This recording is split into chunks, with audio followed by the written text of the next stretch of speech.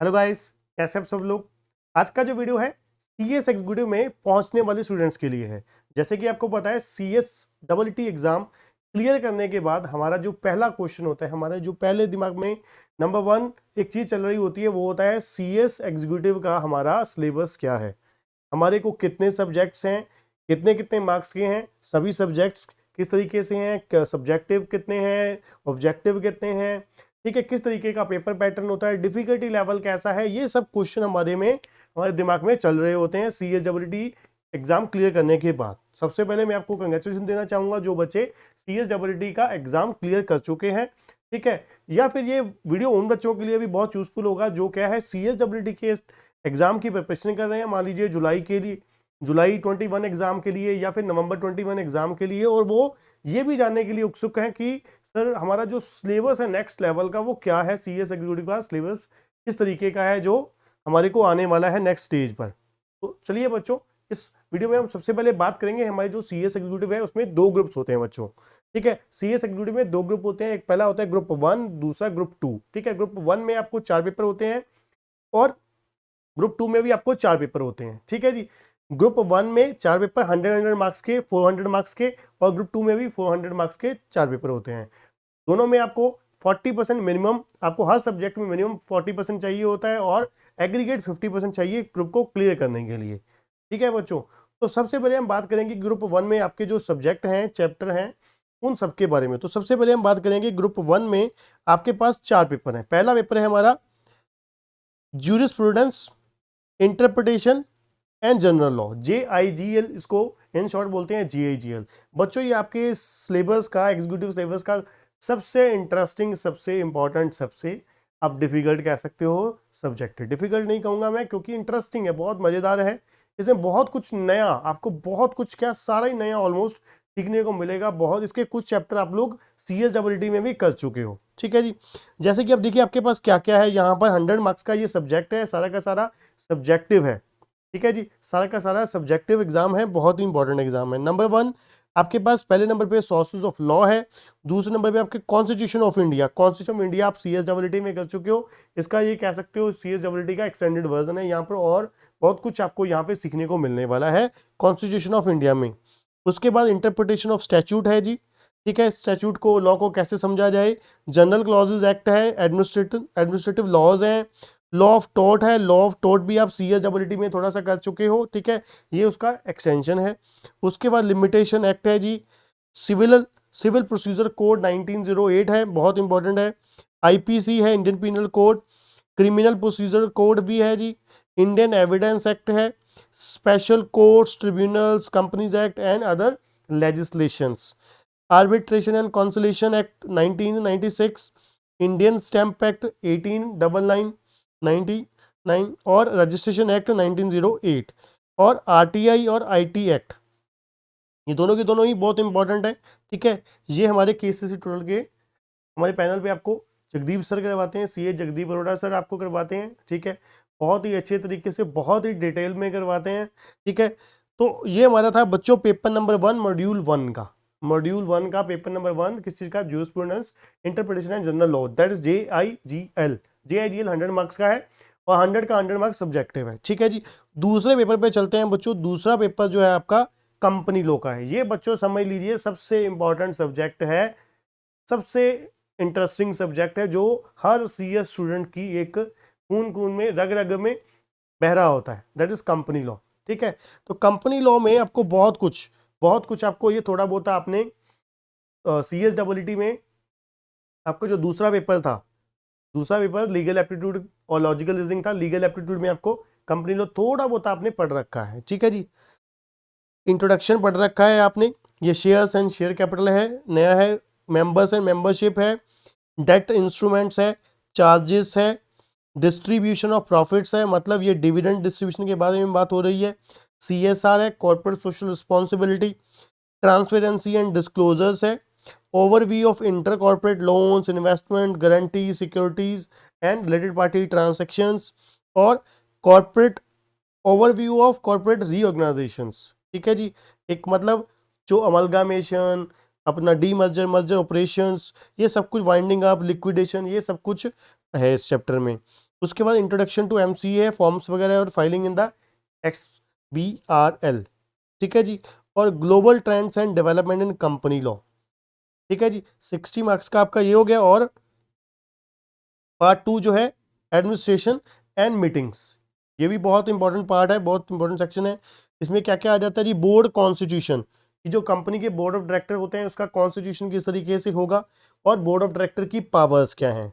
फिर डायरेक्टर्स की अपॉइंटमेंट क्या है, डायरेक्टर्स कितने टाइप के होते हैं, ठीक है, डायरेक्टर के राइट्स क्या हैं, डिसक्वालिफिकेशन, क्वालिफिकेशन, ये सब कुछ इस चैप्टर में आपको देखने को मिलेगा। बहुत ही मज़ेदार इंपॉर्टेंट चैप्टर है। उसके बाद KMP की मैनेजरियल पर्सनल और उनकी रेमुनरेशन, KMP में कौन कौन आता है, कौन कौन नहीं आता, उनकी रेमुनरेशन मिनिमम कितनी हो सकती है, मैक्सिमम कितनी हो सकती है, ये सब कुछ इस चैप्टर में हम लोग डिस्कस करेंगे, ठीक है जी।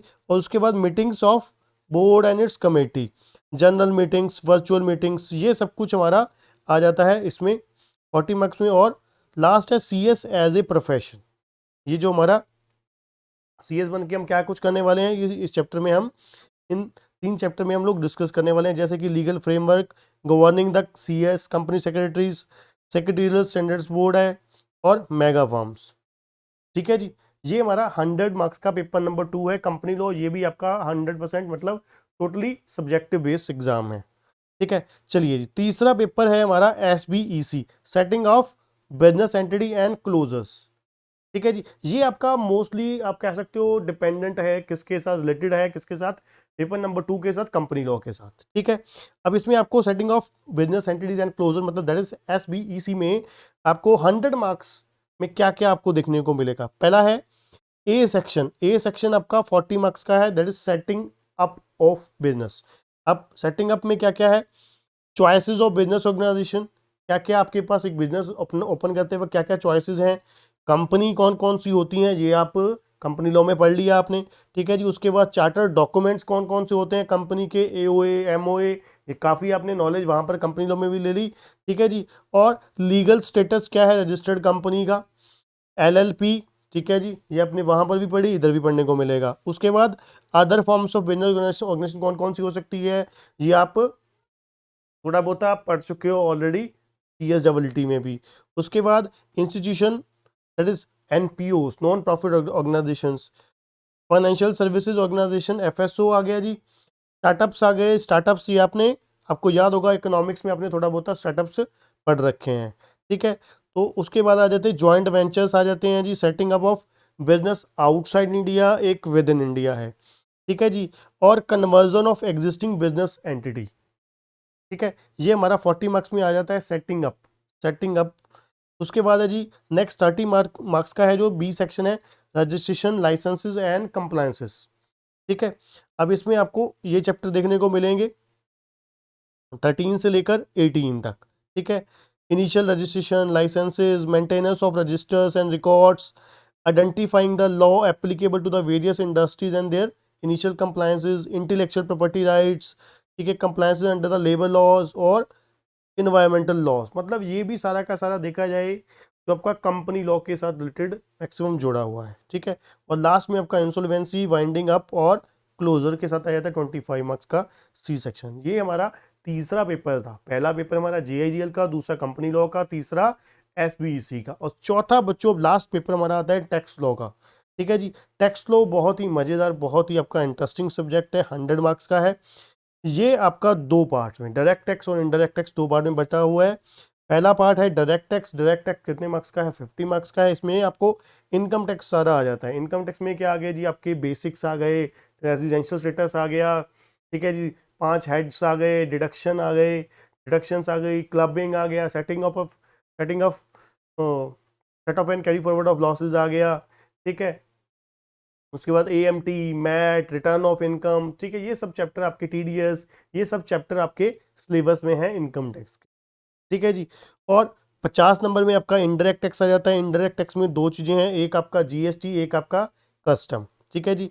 तो कस्टम बहुत ही थोड़ा होता है, ठीक है, हार्डली 5 से 10 नंबर की इसकी वेटेज होती है, मैक्सिमम 5 से 10 कभी टच नहीं हुआ, 8 नंबर तक आप ले लीजिए, 8 से 10 मैक्सिमम, ठीक है। और बहुत ही लिमिटेड सा कस्टम है इसमें, ठीक है। उसके बाद जीएसटी। जीएसटी मैक्सिमम पोर्शन जो है इनडायरेक्ट टैक्स में जीएसटी एग्जाम में आता है, ठीक है जी। अब क्या क्या है जीएसटी में, इंट्रोडक्शन कॉन्सेप्ट्स आ जाएंगे आपके, डेफिनेशंस वगैरह आ जाएंगी, उसके बाद बेसिक्स आ जाएंगे जी जीएसटी के, और time value, concept of time value and place of supply, मतलब time of supply, value of supply, place of supply, ठीक है, ये सब कुछ आपको आ जाएगा। उसके बाद रजिस्ट्रेशन कैसे करवाना है, टैक्स इनवॉइसेस क्या होता है, डेबिट क्रेडिट नोट क्या होता है, account record, electronic way bill, E way bill, that is E way bill क्या होता है, ये सब कुछ, जीएसटी कंपनसेशन एक्ट, ठीक है, आईटीसी, ये सब कुछ आपको इस सिलेबस में आपको देखने को मिलेगा। ये आपका बच्चों एमसीक्यू बेस्ड एग्जाम है, ये 100 मार्क्स का आपका ग्रुप 1 जो होगा एमसीक्यू बेस होगा, ठीक है। तो कुल मिला के 4 पेपर हुए हमारा, पहला जेआईजीएल, दूसरा कंपनी लॉ, तीसरा एसबीईसी और चौथा कंपनी लॉ और टैक्स लॉ, ठीक है। और टैक्स लॉ एमसीक्यू बेस है। ये हुआ हमारा मॉड्यूल 1। अब आते हैं बच्चों मॉड्यूल 2। मॉड्यूल 2 में आपके पास 2 सब्जेक्ट मेरे पास हैं, 2 सब्जेक्ट जगदीप सर के, ठीक है। जैसे कि 2 सब्जेक्ट में सबसे पहले नंबर पे पहला पेपर है सीएम में, कॉर्पोरेट एंड मैनेजमेंट अकाउंटिंग। बड़ा ही इंटरेस्टिंग सब्जेक्ट है बच्चों, 100% एमसीक्यू है। इस पेपर में आपने बहुत अच्छे से मार्क्स निकालने हैं, ठीक है जी। अब देखिए 60 मार्क्स का आपका कॉर्पोरेट है और 40 मार्क्स का मैनेजमेंट है।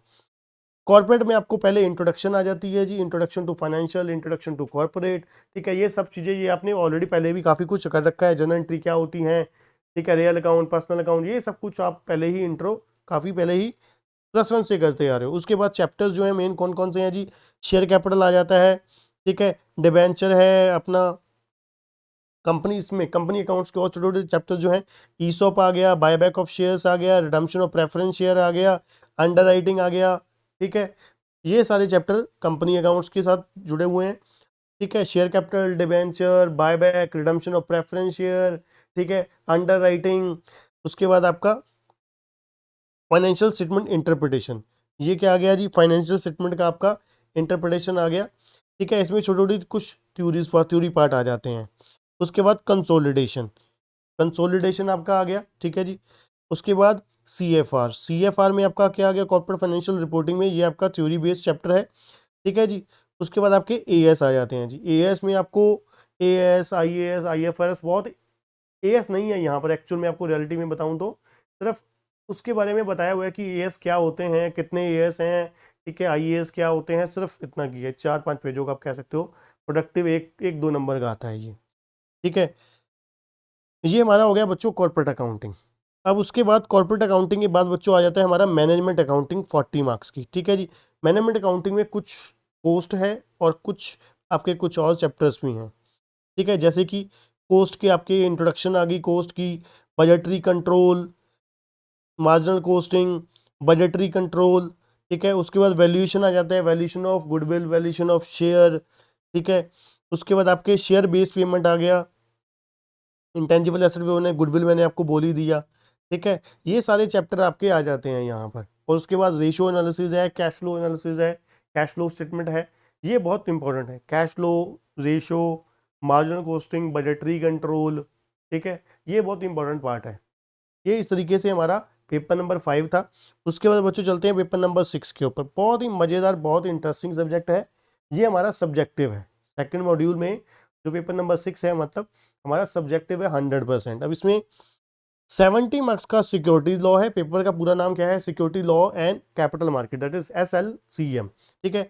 अब 70 मार्क्स का आपका सिक्योरिटी लॉ है, ये किस तरीके से है, security contract regulation act, SEBI आ जाएगा जी, डिपॉजिटरी एक्ट है, सेबी ICDR है, LODR है, सेबी बायबैक रेगुलेशंस हैं, ठीक है, डी लिस्टिंग रिक्वायरमेंट्स हैं, रेगुलेशंस हैं, ठीक है। सेबी जो शेयर बेस एम्प्लॉय बेनिफिट है, ठीक है, SEBI regulation, insider trading prohibitions आ गई, म्यूचुअल फंड्स आ गए, कलेक्टिव इन्वेस्टमेंट स्कीम्स आ गई, ऑम्बेड्समैन आ गया। ये आपका, ये किस में है, सिक्योरिटीज लॉ 70 मार्क्स का आपका आ जाता है। उसके बाद बच्चों बात करते हैं 30 मार्क्स का आपका कैपिटल मार्केट एंड इंटरमीडिएरीज। ये 30 मार्क्स का है, कैपिटल मार्केट एंड इंटरमीडिएरीज। इसमें क्या क्या आ जाएगा जी, प्राइमरी मार्केट आ जाएगा, सेकेंडरी मार्केट आ जाएगा और सिक्योरिटी मार्केट इंटरमीडिएरीज आ जाएगा, ठीक है जी। ये बच्चों बहुत ही मज़ेदार, बहुत ही एक नॉलेजेबल सब्जेक्ट है, ठीक है जी, इसलिए इसको भी अच्छे से देखिएगा, सब्जेक्ट बहुत अच्छा है। उसके बाद बच्चों चलते हैं पेपर नंबर 7 पे। पेपर नंबर 7 क्या है? EBCL, that is economic business and commercial loss.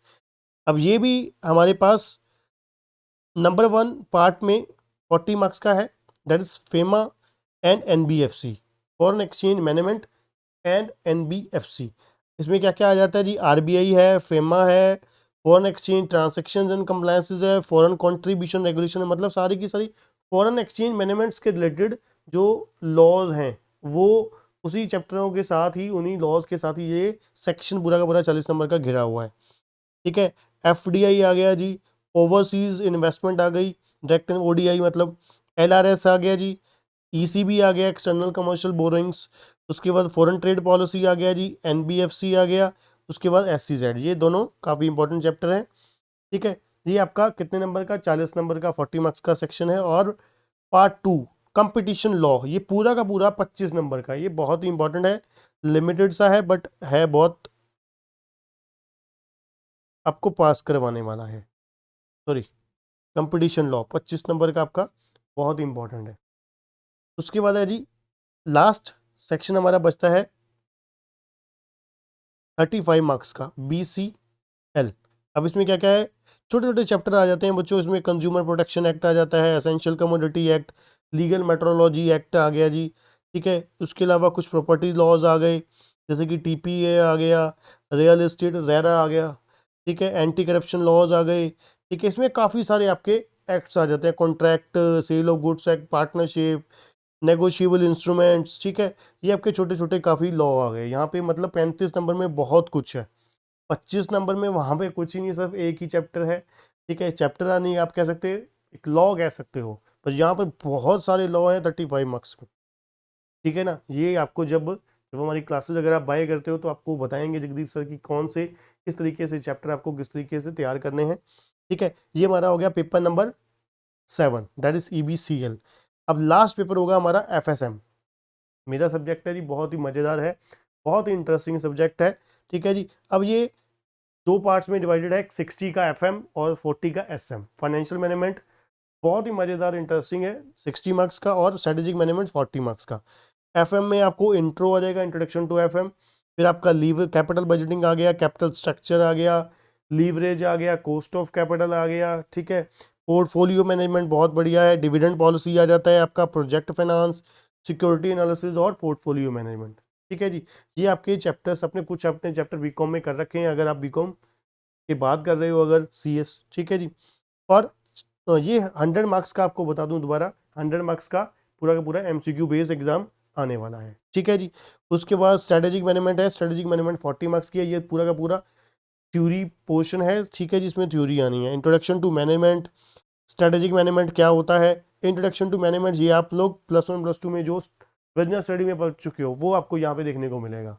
ठीक है जी, उसके बाद स्ट्रेटेजिक मैनेजमेंट क्या होता है, बिजनेस पॉलिसी और फॉर्मुलेशन ऑफ फंक्शनल स्ट्रेटजीज क्या होती हैं, strategic analysis and planning, strategic implementation and control, strategic analysis of strategic edge. मतलब क्या है, ये पूरा का पूरा जो सब्जेक्ट है स्ट्रेटेजी के ऊपर है कि बिजनेस को चलाने के लिए किस किस तरीके से समय समय पर क्या क्या स्ट्रेटेजी अपनानी चाहिए, क्या क्या चेंज करनी चाहिए, ये इन चीज़ों के ऊपर हम लोग बात करने वाले हैं इस सब्जेक्ट में। ठीक है, तो कुल मिला के बच्चों हमारे 8 सब्जेक्ट थे, 4 पहले ग्रुप में, 4 दूसरे ग्रुप में। ठीक है, पहले ग्रुप में 1 MCQ है, दूसरे ग्रुप में 2 MCQ है। ठीक है, तो हमें क्या है, अगर आप बोथ ग्रुप देना चाहते हो तो बोथ ग्रुप दे सकते हो। ठीक है, बोथ ग्रुप में फ़ायदा ये होता है कि अगर एक ग्रुप में आपके एक्स्ट्रा मार्क्स आए हैं, मतलब 200 से ज़्यादा आए, तो अपना रिक्वायर्ड मार्क्स से 200 से ज़्यादा आए हैं, तो वो दूसरे ग्रुप में अगर कम भी आए हैं तो वो कंपनसेट हो जाएंगे। बट कंडीशन ये होती है कि हर सब्जेक्ट में कम से कम 40+ मार्क्स होने चाहिए, अदरवाइज आपका वो ग्रुप क्लियर नहीं माना जाएगा। ठीक है बच्चों, तो मतलब क्या है, अगर आप सिंगल ग्रुप देते हो वहाँ पे आपको बर्डन कम होता है, टाइम आपके पास ज़्यादा होता है। ठीक है जी, तो इसलिए वहाँ पर हमारे पास कुछ फ़ायदे हैं, दोनों में, सिंगल ग्रुप में भी डबल ग्रुप में भी कुछ फ़ायदे हैं। ठीक है, बट अच्छे से प्रिपरेशन करनी है आपको बच्चों। ठीक है बच्चों, तो ये हमारे बोथ ग्रुप का सिलेबस था जो हमारे 21 एग्जाम के लिए एप्लीकेबल है। तो आज के लिए बच्चों इतना ही। अगर वीडियो आपको पसंद आया, अभी तक बने हुए चैनल को सब्सक्राइब जरूर करिएगा और बेल आइकन दबाना मत भूलिएगा, जिससे क्या है नेक्स्ट टाइम हम कोई भी नोटिफिकेशन डालें वो क्या है आपको मिलती रहे। आज के लिए इतना ही बच्चों, थैंक यू।